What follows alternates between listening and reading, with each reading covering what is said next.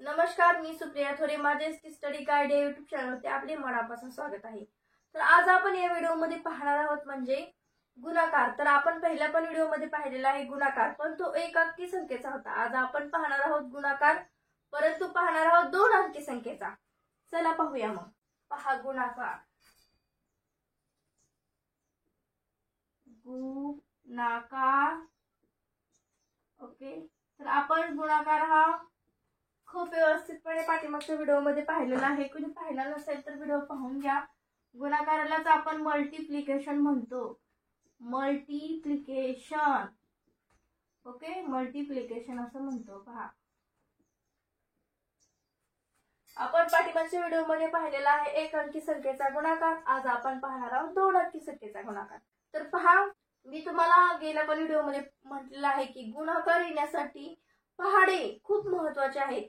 पहाडे आले तरच आपण गुणाकार करू शकतो, कारण की ह्याच्या मल्टिप्लिकेशन या एका शब्दामध्ये सगळं काही त्याचं मीनिंग लपलेलं आहे. मल्टिप्लिकेशन टेबलच कसं आपण लिहितो, मल्टिप्लिकेशन टेबल हा गुणाकार करूनच लिहितो. त्यासाठी मल्टिप्लिकेशन येण्यासाठी आपल्याला मल्टिप्लिकेशन टेबल म्हणजेच काय तर पाडे येणे खूप इम्पॉर्टंट आहे. तर पहा, मी इथं पूर्ण 2चा पाडा लिहिलेला आहे. मी तुम्हाला तो म्हणून पण दाखवेल. बे एक बे, बे दोन्ही 4, बे त्रिक 6, बे चौक 8, बे पंचे 10, बे साई 12, बे साती 14, बे आठी 16, 92 18, 92 20. तर हा पूर्ण मी 2चा पाडा लिहिलेला आहे. तर पहिल्या व्हिडिओमध्ये मी काय शिकवलेलं आहे, एक अंकी संख्येला फक्त एक अंकी संख्येनंच गुणायचं, म्हणजे फक्त एक अंकी संख्येचा गुणाकार लिहिलेला आहे. तर आज आपण शिकणार आहोत 2 अंकी संख्येला एक अंकी संख्येला गुणायचं. तर आपण एक्झाम्पल घेऊन पाहूया, म्हणजे तुमचं जास्त लक्षात येईल. पहा, 12 गुणिले 2.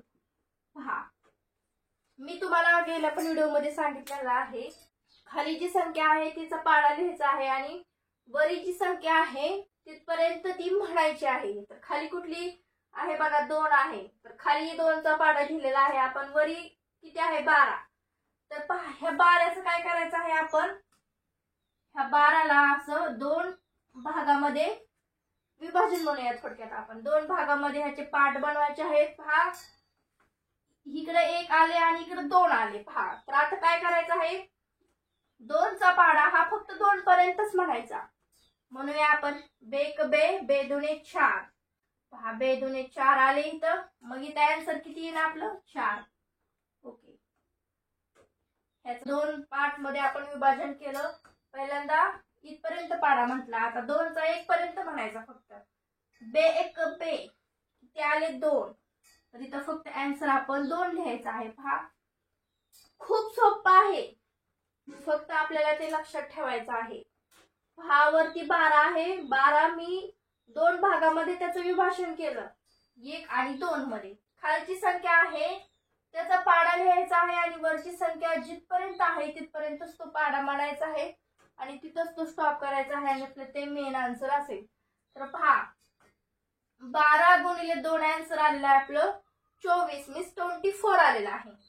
तर असेच आपण पाडे अगदी सोप्या पद्धतीने बनवायचे आहेत. खूप लोकांना काय होतं, वरची संख्या वाढली की तो पहाडा बनवायला येत नाही. तर जास्त काही टेन्शन घ्यायचं नाही, घाबरायचं नाही. फक्त ट्रिकली फक्त काय करायचं आहे, अभ्यास करायचा आहे आणि एक्झाम्पल सोडवायचे आहे. ओके, तर पहा, मी इथं नेक्स्ट एक्झाम्पल लिहिलेला आहे. पहा, मी अगोदरच सांगितलेलं आहे की हे जे साइन आहे ती क्रॉस, त्यालाच आपण मल्टिप्लिकेशन साइन म्हणतो. ओके, हे चिन्ह आल्यानंतरच आपण म्हणायचं की हे मल्टिप्लिकेशन आहे. ओके, आता नेक्स्ट मी काय घेतलेलं एक्झाम्पल, 24 गुणिले 2 म्हणजे 24 मल्टिप्लाइड बाय 2. तर काय करायचं आहे, मी आत्ताच तुम्हाला जसं सांगितलेलं आहे, 2चा पाडा लिहायचा आहे किंवा म्हणायचा आहे. ह्याचं दोन्हीचं पार्टिशन करायचं आहे. जास्त टेन्शनच घ्यायचं नाही. आता 24 वरती आलेला आहे आणि मी त्याचा आन्सर कसं लिहूया, तर काय करायचं आहे, दोन्हीचे 2 पार्ट करायचे आहेत आणि काय करायचं आहे, 2चा पाडा 4 पर्यंत म्हणा बरं. बे एक बे, बे दोन्ही 4, बे त्रिक 6, बे चौक 8. आन्सर इथं येईल आपला 8. ओके, आणि हा 2चा पाडा 2 पर्यंत म्हणा. बे एक बे, बे दोन्ही 4, तर इथं किती आलेला आहे, 48.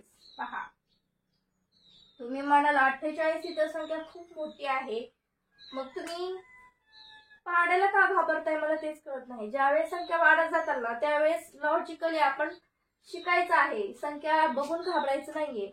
खूप मुलं काय करतात, मोठ्या मोठ्या संख्या पाहिल्या की घाबरतात. त्यांना म्हणजे ट्रिकली सोडवता येत नाही. तर स्वतः ह्याची सगळ्याची प्रॅक्टिस करायची आहे. प्रॅक्टिस करूनच कुठलेही एक्झाम्पल आपण लगेच सॉल्व्ह करू शकतो. तर पहा, मी तुमच्या एक्झरसाइज साठी इथं 2 एक्झाम्पल दिलेले आहेत की तुम्ही स्वतः एक्झरसाइज म्हणून सोडवायचे आहे. हातचे जे एक्झाम्पल आहेत आपण ते सगळे नंतर एक्झाम्पल सोडवणार आहोत. आता फक्त आपण साधेच एक्झाम्पल सोडवणार आहेत. कारण आपण साध्याकडूनच अवघडाकडे जाणार आहोत. त्यामुळे आपण हातचे जे एक्झाम्पल आहेत ते नंतर सोडवणार आहोत. तर पहा, 43 स्वतः हे आन्सर तुम्ही लिहायचं आहे. 43 म्हटलं की 2 पार्ट करायचे. 2चा 3 पर्यंत म्हणत जायचा पाडा, नंतर 4 पर्यंत म्हणायचं. जे आन्सर येईल ते इथे लिहायचं तुम्ही स्वतः. हा 32 गुणिले 2 जे आन्सर येईल ते स्वतः लिहायचं. मी स्वतः लिहून दाखवते का तर काय काय मुलांना जमत नाही अजूनही. पहा, 2चा 3 पर्यंत पाडा म्हणा. बेक बे 2 4 बेत्रिक 6 आन्सर आलेला आहे 6. 2चा 4 पर्यंत म्हणा 8. खूप सोपं आहे. 32 गुणिले 2 2चा 2 पर्यंत पाडा म्हणा. 2 दुणे 4 बेत्रिक 6. खूप सोपं आहे. आकडे फक्त तुम्हाला मोठे वाटतात परंतु पाडा हा खूप सोपा असतो. फक्त लक्ष देऊन तो करायचा असतो. तर पहा, आपण मगाशी 2च्या पाड्यावरून जसे एक्झाम्पल सॉल्व्ह केले तसे आपण 3च्या आता पाड्यावरून सॉल्व्ह करूया. म्हणजे जास्त तुमच्या लक्षात राहील. 3चा पाडा मी तुम्हाला म्हणून दाखवेल. 3 1 3 3 2 6 3 3 9 3 4 12 3 5 15 3 6 18 3 7 21 3 8 24 3 9 27 3 10 30. तर ह्या पाड्यावरून आपण काय करूया, आता एक्झाम्पल सोडवूया. तर पहा, पहिले एक्झाम्पल घेऊया आपण. 32 × 3. पहा, 3चा पाडा घेतलेला आहे आपण. 3चा पाडा मगासारखं दोन्हीचं पार्टिशन करूया. 3 एका साईडला 2 एका साईडला. 3चा पाडा 2 पर्यंत म्हणूया. 3 1 3 3 2 6 6 आन्सर आलेला आहे इथं लिहायचं. 3चा पाडा 3 पर्यंत म्हणूया. 3 1 3 3 2 6 3 3 9. तर 9 इथं लिहूया. आलं का नाही आन्सर 96. 32 गुणिले 3 आन्सर आलेला आहे 96. तर आता आपण दुसराच एक्झाम्पल घेऊया. हा 22 × 3. पहा, ह्या दोन्हीचं पार्टिशन करूया. 3चा आपण पाडा 2 पर्यंत म्हणूया. 3 2 6 3 2 6. पहा, आलं का नाही 66 आन्सर म्हणजे 66. 22 त्रिक 66. खूप सोपं आहे. आपण अजून एक एक्झाम्पल घेऊया. 31 × 3. पहा, 3 1 3 3 3 9. पहा, मी पहिल्यांदा सांगितलेलं आहे हातच्याची आपल्याला एक्झाम्पल नंतर बघायचे आहेत. आपण पहिल्यांदा सोपी एक्झाम्पल घेणार आहोत. लास्ट एक एक्झाम्पल घेऊया आपण. 33 × 3. पहा, खूप मज्जा आहे. 3चा पाडा फक्त 3 पर्यंत म्हणायचा आहे. सांगा बरं आन्सर किती येईल. 3चा पाडा 3 पर्यंत म्हणूया 9. 3 3 9. तर 99 आन्सर आलेला आहे. तर पहा, पहिलं स्टार्टिंगला म्हटलेलं आहे की आपण पहिल्यांदा सोपे एक्झाम्पल घ्यायचे आहेत. नंतर हटचेची वगैरे एक्झाम्पल घ्यायचे आहेत. आपल्याला सोप्याकडून अवघडाकडे जायचं आहे.